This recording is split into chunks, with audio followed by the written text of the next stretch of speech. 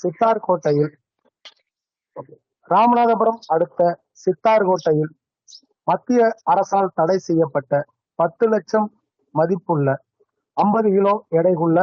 பதப்படுத்தப்பட்ட கடல் குதிரைகளை பதுக்கி வைத்திருந்த ஒருவரை கைது செய்த மரைன் போலீசார்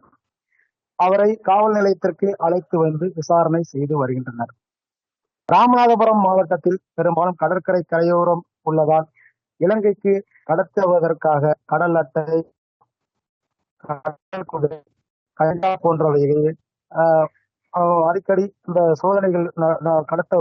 கடத்தல்காரர்கள் தயார் நிலையில் இருந்தாலும் போலீசார் கவனமுடன் செயல்பட்டு அவ்வப்போது கடத்தல் பொருட்களை பறிமுதல் செய்து வருகின்றனர். அவ்வகையில் இன்று ராமநாதபுரம் அடுத்த தேவிப்பட்டினம் கடற்கரை மரைன் போலீசாருக்கு கிடைத்த ரகசிய தகவலின்படி சார்பு ஆய்வாளர் தாரிகுல் அமீன் மற்றும் சார்பு ஆய்வாளர் கதிரவன் மற்றும் நுண்ணறிவு பிரிவு தலைமை காவலர்கள் இளையராஜா, கண்ணன், காளிமுத்து, சரவணபாண்டி, முருகானந்தம் ஆகியோர் கடற்கரை பகுதியில் ரோந்து சென்ற போது சித்தார்கோட்டையை சேர்ந்த ஒருவரின் வீட்டில் அரசால் தடை செய்யப்பட்ட அந்த 7 பிளாஸ்டிக் சாக்கு பைகளில் சுமார் 50 கிலோ எடையுள்ள பதப்படுத்தப்பட்ட கடல் குதிரை இருப்பதை கண்டுபிடித்த மரைன் காவலர்கள் அவற்றை பறிமுதல் செய்து அந்த வீட்டின் உரிமையாளரையும் கைது செய்து அந்த தேவைப்பட்ட மரைன் காவல் நிலையத்திற்கு அழைத்து வந்து